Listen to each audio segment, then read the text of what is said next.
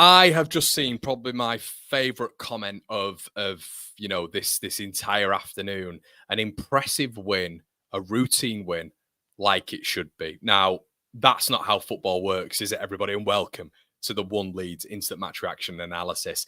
Thank you so much for your watch long numbers. We had 3,500 in there, the largest watch long numbers we've had. Thank you so much for all of your support. The donations were mental as well, and it's excellent to have all of you guys in the building and seeing the One Leeds community growing.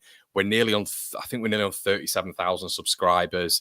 The watch hours have been unbelievable. We've had over 900,000 views in 28 days. Thank you so much for your ongoing support. And what a way to cap off the transfer window. What a way for Leeds United to go into this international break. A 2-0 win, of which we'd probably all like to turn around and say comfortable, comfortable, comfortable. I don't think it was. I don't think it was for large portions. Leeds started the match on fire. By far the better team. I think Jayden Bogle made it one of the howlers, the howlers of the season so far in terms of not playing that ball across when he was in on goal to Brendan Harrison, who was just there to tap the ball in. He nearly missed the side netting from a very acute angle, a very bizarre choice. But on the One Leeds analysis and instant match reaction, we do like to get into all of the players and precisely what you saw from them and their performances on a whole. So we're going to do that. So yeah, guys, let me know what you think in the comment section below as well. I want to hear what you say. Brett's in the building saying, come on, happy days, 2-0. Tanaka was the statement signed, in my opinion, but worth much more. He will be pivotal for us. Tim W, as we know, has become a member. Shout out to you, my friend. I don't know anything about any other games, to be honest with you. Melier is a worry.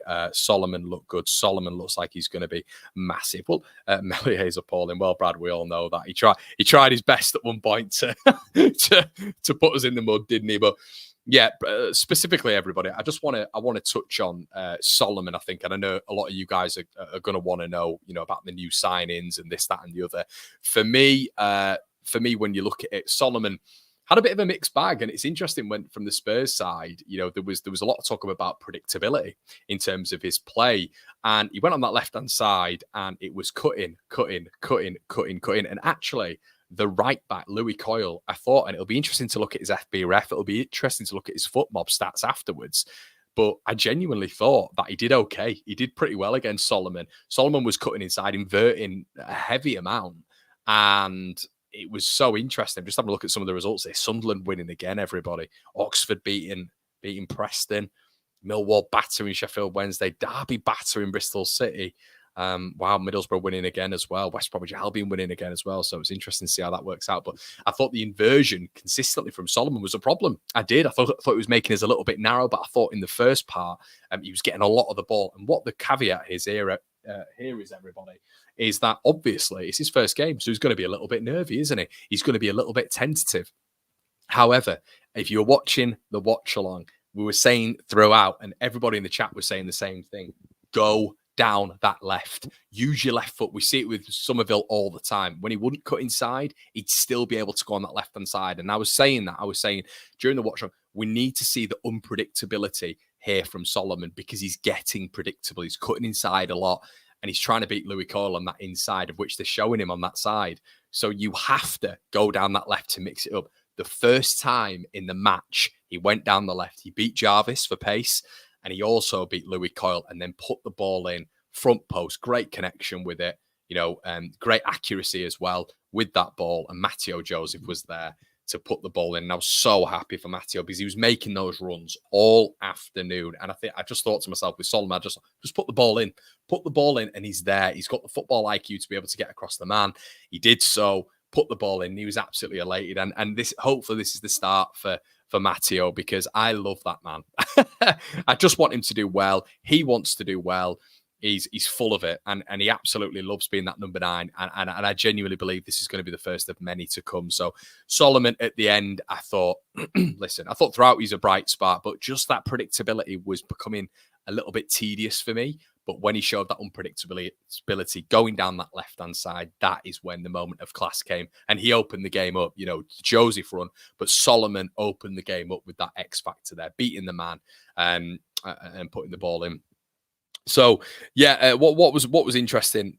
Cheers, Brad, top man, really appreciate it, mate.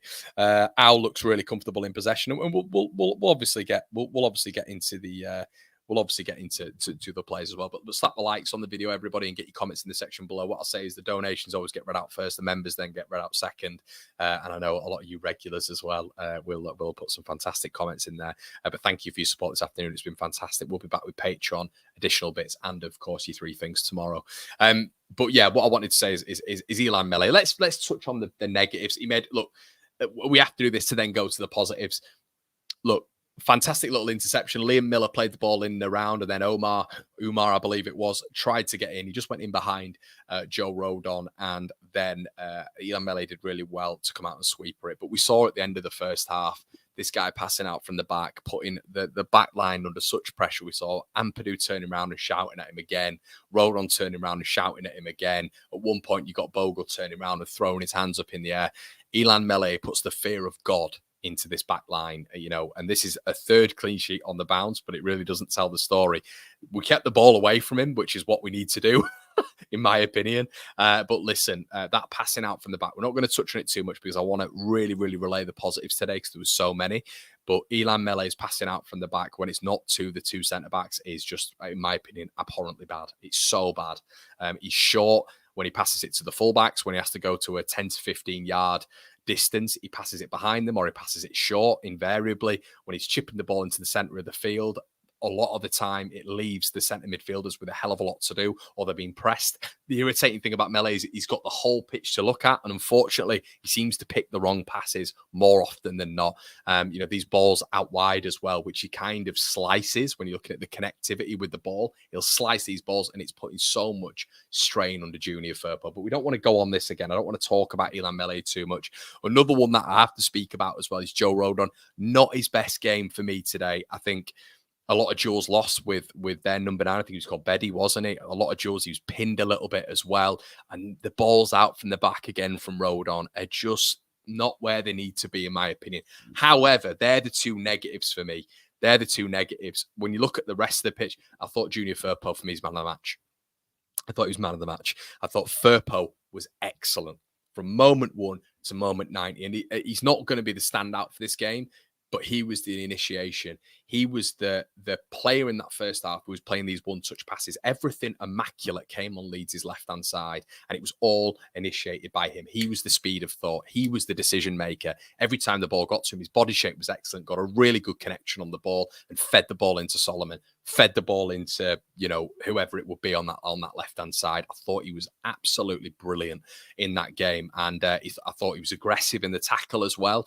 And I thought his aerial duels, fantastic. And I actually thought with these sliced clearances from Elan Mele, Junior Firpo made the most of it. And I thought for the second balls, every second ball, Junior Firpo was in and he was winning it for the majority of the time. So, yeah, excellent fullback play from him.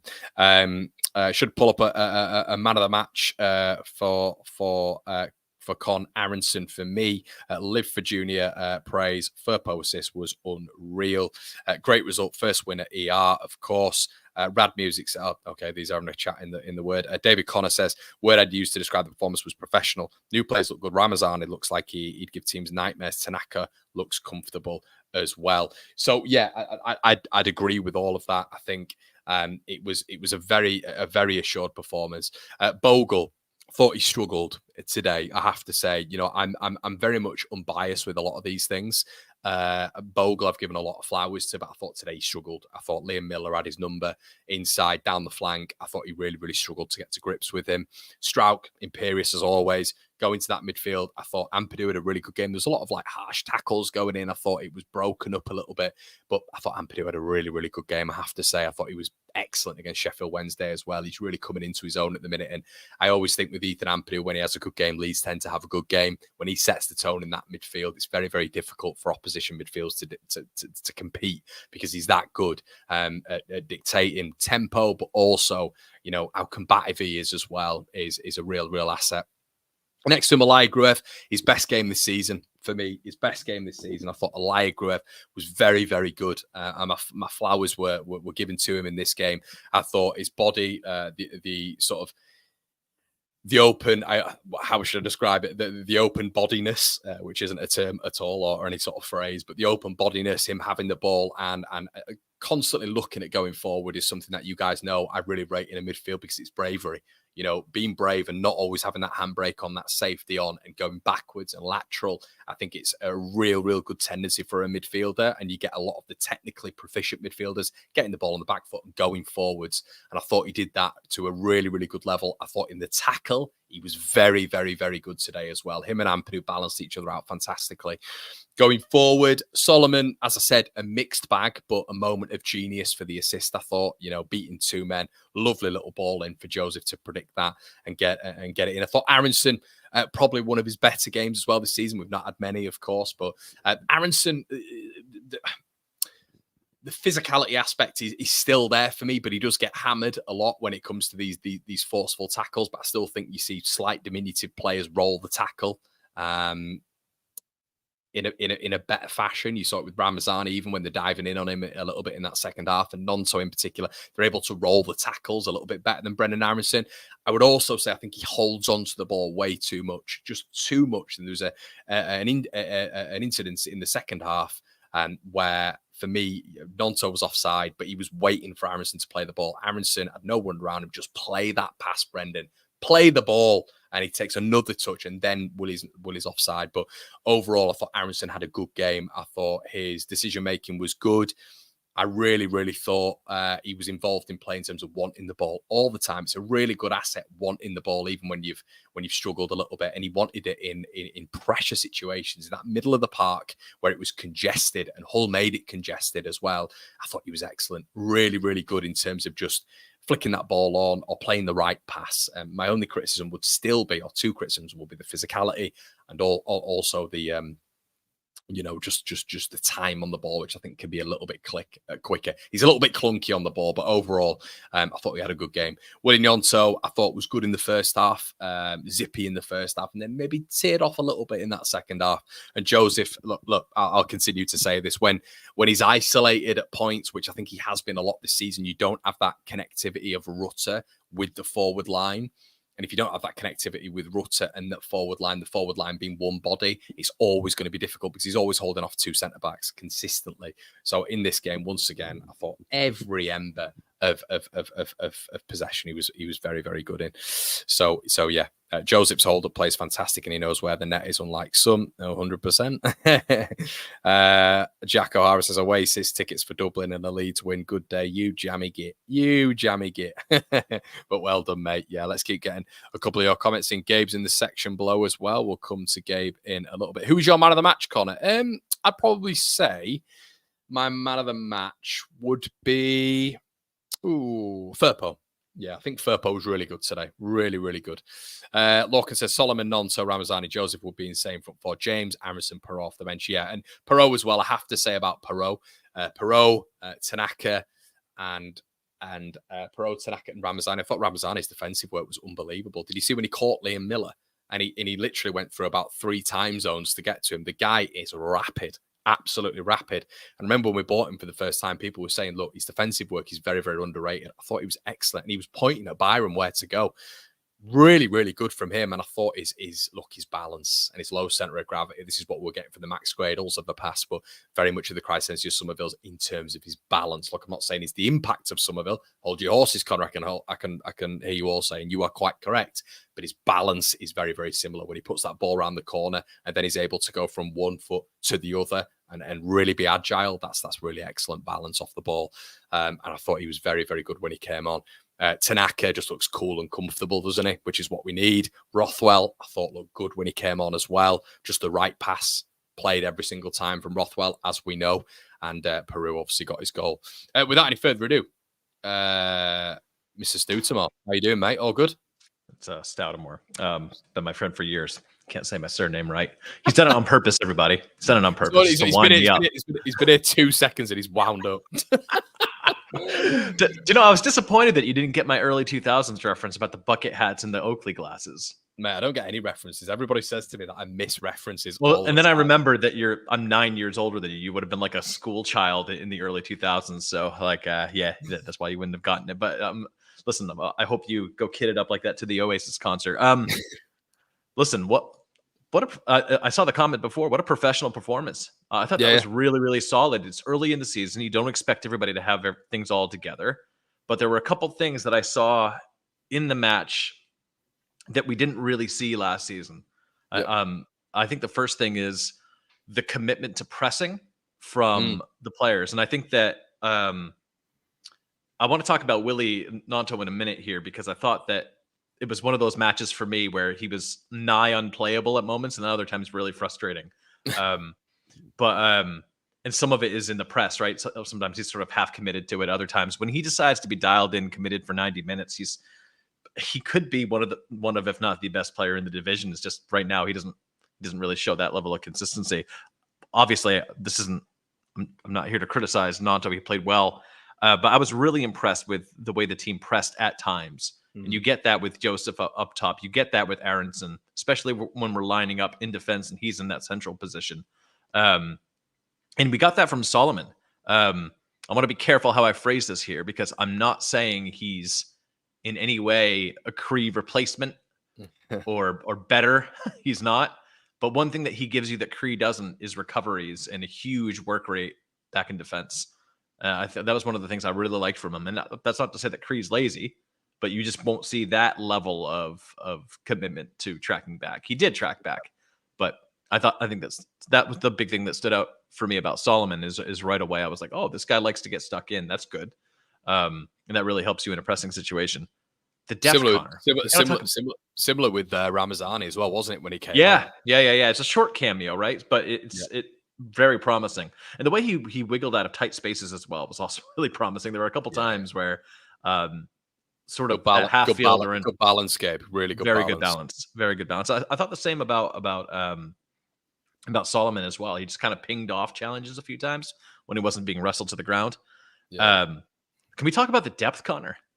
I mean, yeah, let's do it. He's got no excuses anymore, has he? I mean, listen, there's no arguing that our top level talent isn't quite as high, right?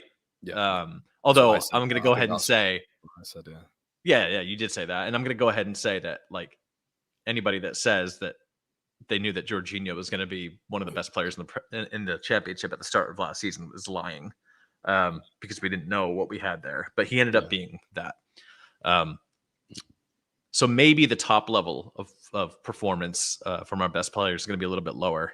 That said, man, I mean, to have that midfield, 4 midfielders that I would feel confident against any team in the championship if they had to do a job, that's a luxury at this level. And to have a guy like, I was really pleased that Pirlo got his goal today because he's not gonna start a lot of matches. No, he's not. With the health of provided everyone stays fit. And if he comes in and scores, I mean, you could potentially recoup that investment, and it obviously it helps us. We want him to score because it helps us win too. And it's always good to see one of our players score. But if he can come in like that and get on the end of a cross, and we need those finishers to come in and finish off the match because, as you know, we know what's going to happen in our matches. We're going to outplay the opposition for the first half, maybe not get a goal when we need to. Yeah. We're going to make changes in the 75th minute, which is exactly what happened again. But it's not. This isn't even really a complaint. I was very pleased. I was never really worried. I know some people on Twitter were very kind of concerned that teams are going to have chances against us, and for me, I thought it was a very composed performance, and I got to see some things out of players that I really like. This Hull side isn't one of the best in the league, but it's not one of the worst either. We're going to play far worse teams. I thought they were a good passing side, and they had the intention of playing out from the back and creating chances off the back of that. So I do sort of disagree with some of your analysis. I wasn't as concerned about Bogle. I mean, yeah, Miller got free, but he played well against us when we had Archie in the side as well. I thought that Bogle did a good job limiting the quality of his chances. It sort of kind of kept him into non-lethal areas. I felt. I mean, there was that one time he cut inside and had a good hack at it, but by and large, I mean, the stuff that he was able to generate was well managed, and I think that most of the time Bogle was dealing with him roughly was when we turned the ball over to midfield and Hull would come out quickly and then hit a long switch, and you're going to be isolated. That's going to happen. Well, I guess, Gabe, if we're nitpicking with that, what I always find interesting with that is I think Rodon's very good at this. So if Bogle's beaten, and I remember this last season a little bit with Archie, especially against Miller, Rodon positions himself really, really well close to the right back, so really close to Archie Gray, and he did it with Bogle as well. So if Bogle is beaten, Rodon straight in there, and I feel that's quite good when it comes to the blocking as well. On the nitpickiness, I'm gonna, as somebody who's a defender myself, I thought that Joe Rodon's match wasn't particularly great. Yeah, I agree. I don't think he was poor, but he got turned around a lot. You never want to when when a team's trying to overload your box and you have late runners. You never want to be as a center half, like moving out towards one and then turning around towards the other. And you need to sort of commit to a move. I think what it is as well, Gabe, is if you're a centre back, I thought he got pinned 2 or 3 times, and when you get pinned, it's the worst position to be in. And obviously, he got his yellow card as well. But he's just, I don't know what it is about. I mean, I guess you see Stroud, don't you? And Stroud just plays the game like it's just so easy to him. He reads Gabe. Once again, centre back again, but how well does he read everything? He's fantastic, isn't he? I think the thing about him that I sometimes forget is that he's not old, because he plays like an old, experienced player. Yeah, his positioning is fantastic. His silkiness on the ball, everybody knows about that. He plays the ball like a midfielder sometimes. Yeah, and I think what I most appreciate out of him is he doesn't get rattled. Yeah, of course, calm, isn't he? Yeah, but the times that I have seen, I think all my criticisms of him came when we were playing in the Premier League. And I think a lot of that came from he was playing next to some combustible partners. And he would do this thing where he sort of would get deer in the headlights and sort of charge upward at the ball. But the systems he was playing in and all that, I think I'm ready to write all that stuff off as there was too much turmoil in the team. And he was just sort of doing what he could to make an impact. Since then, I mean, if he can stay healthy this season, I mean, that even when Rodon doesn't play his best match, he still played well. And I mean, that back four, I think they're the best in the league. I mean, and really, they're so difficult to play against. I want to talk about one. We'll just get into this. Hunting impacts is literally what Gabe says, Rad, and you bang on, reminding me of the Bielsa time. Ian said as well, player behind pack to recycle, ball, our free kick corner. Yeah, exactly. I think the one that I wanted to speak about, Gabe, in terms of just, well, you probably just heard it with my thoughts anyway. There, I thought Firpo was sublime today. I thought he was excellent. I thought he was aggressive. It still makes me nervous with some of his positional defending, but you're right. All in all, it was a great performance, wasn't it? Yeah, it was. I think, the funny thing is, I think he makes you wary of his position because he's always so willing to engage. He takes risks. Yeah. So when you're aggressive and you're engaging almost immediately when the ball gets to the winger, there is potential for that winger to fleece the ball into a central midfielder, get a 1-2, and they're in. But Firpo, I think undeniably for probably the past 6 months now has got the better of some really, really intense battles at this level. Yeah. You know, even when we were talking about the likes of Johnny Rowe, who we didn't see against Firpo because he just pocketed him 3 times, you know. So, but yeah, once again today, I thought he had a good game. So what are your thoughts on the boys that came on anyway? Tanaka looked silky on the ball, didn't he? I thought he looked smooth, looked really, really smooth and confident. Looks really intelligent on the ball, doesn't he? I mean, there are some midfielders where where they're going to play the ball before it comes to them. It's sort of like programmed. They're just like algorithmic. I mean, again, small sample size, but he's janky, isn't he, for a center midfielder? And he plays the intelligent pass. But even when, late in the match when you're protecting a lead, the opposing team is going to come up and try to press a little bit more. And he was just kind of a little bit of gamesmanship on the ball. It's like, where am I going to go this way? Am I going to go that way? And that kind of unpredictability in a central midfielder is good. It's really, really good. I can't say I've watched match after match after match, but I have seen some of him. And what I will say is that he can carry the ball as well as play high quality passes in a number of different ways. So to have, again, just to speak to the same point, to have Rothwell, Tanaka, Ampadu, and Gruev playing as your midfield options, where you don't have to pull someone out of position, because Archie was a good midfield option last season, but you had to pull him out of position. We were really thin. As well, Gabe, you've also got a very, very proficient, even when we've seen it in pre-season, a very, very highly rated 5th option in Charlie Crew as well. Yeah, you do. And who looks like he's going to be an absolute monster at Yeah, some point, Charlie Crew. So I got to tell you, I mean, again, I know that we all wanted that big statement signing to basically say we're HMS pissed the league. Come at us. Doesn't matter what you throw at us. We're far better than everybody in this division. That team today on the team sheet should be winning the vast majority of its games. of Let's course be it should. honest. It Yeah, should.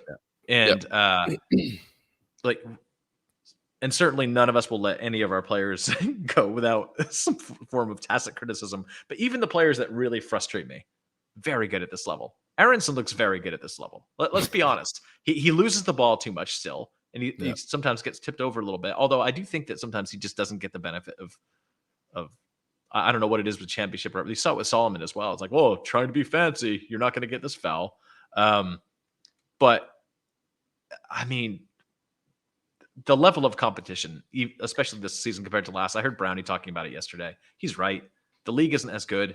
No And way. I think that I would rather, I know we talked about this a lot in the thread, and people are wondering where this money is going. You carry a positive balance going into the next season, whether you're in this division or not. If you're in the next this division for a third season, guys like Ampadu are going to be out the door. So you're going to have to reload. You're going to need that money. And if you get promoted, you're really going to need that money. So I would rather not have us tied up to expensive players that you can't really recoup a lot of value for, knowing you're going to upgrade this. We're in a very, very strong position. It was interesting with Solomon as well. I agree with you with Aronson. What I do like about Aronson, and one thing I will always give him, and it's like people don't really consider it for me enough.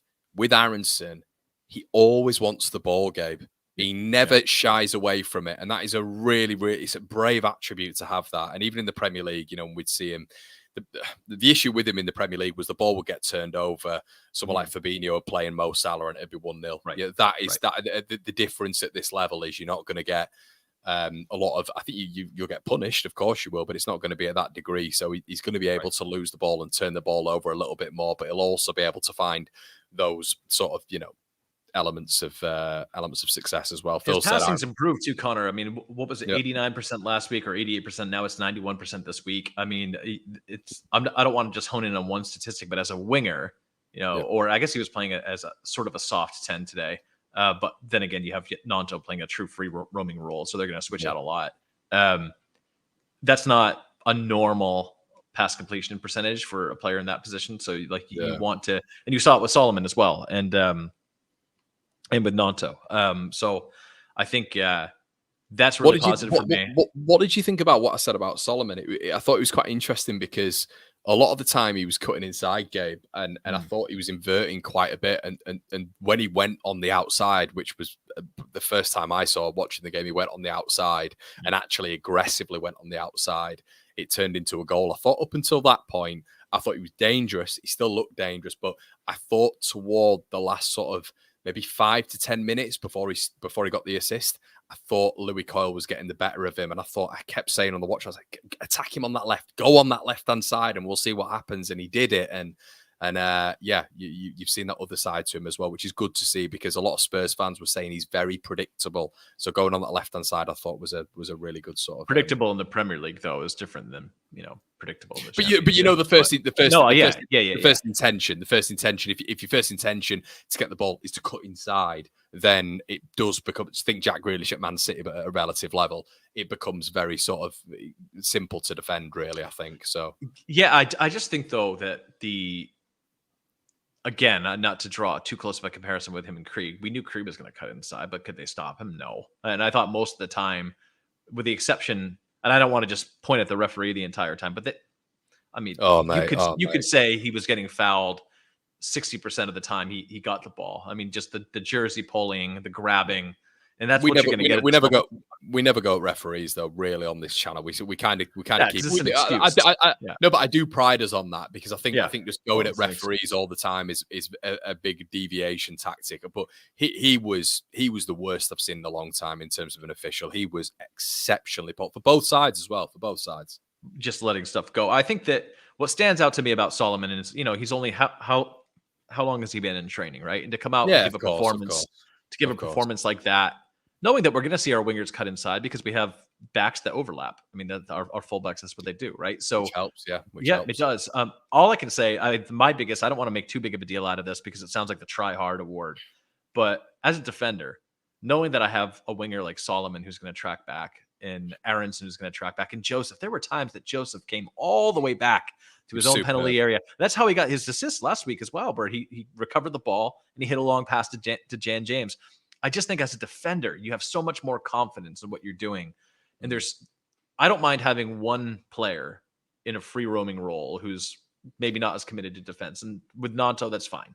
Yeah. Although there are times where Nanto is really committed to defense, and that's where he's sort of unplayable. Yeah. But it's okay to have one in the 11. You can't have, I think sometimes we were a little bit out of balance last season because we had a number of guys who wanted to do that. And it doesn't come down to a commitment thing. It's just how they play, you know? So I was really pleased that with Solomon that the endeavor was there. Ramazani as well. The endeavor was there. How quick was the he? endeavor was there.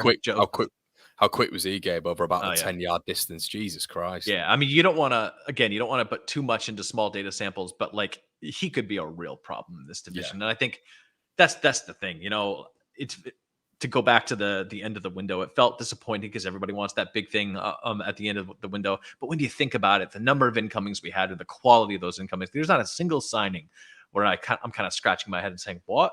Like James wasn't available today, you know? No, he wasn't.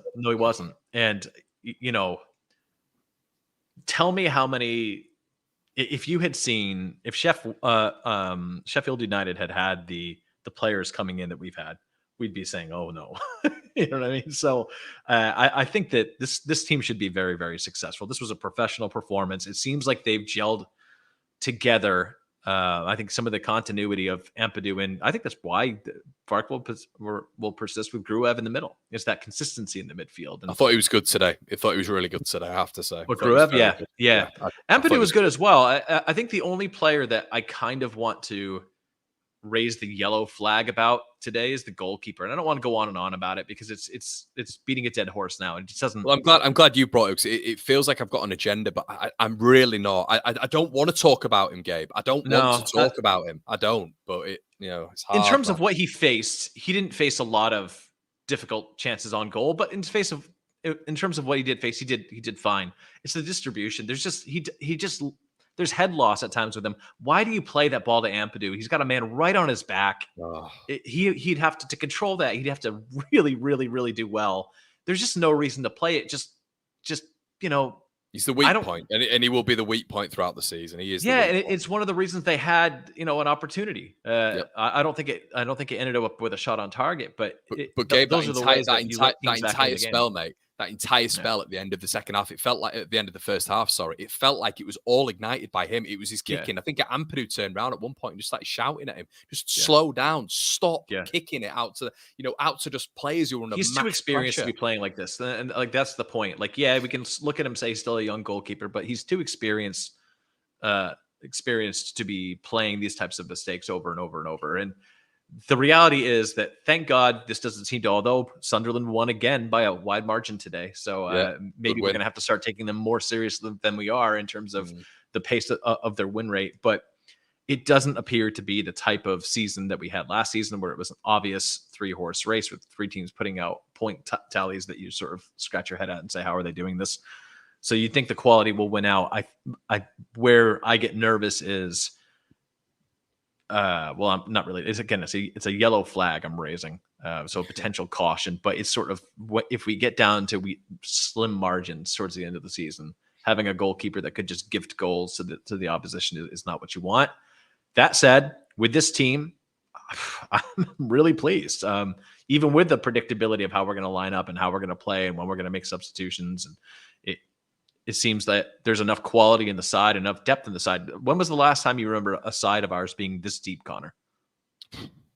Yeah, I probably said the closest was maybe last season. You looked at Roberts and Jaden Anthony and obviously at points Spence. I'd probably turn around and say maybe last season, but yeah, I mean even in the Premier League, Gabe, I'd have never looked at this Leeds side and said. And I think we're deeper than last season because we only had Spence for I felt like a couple days.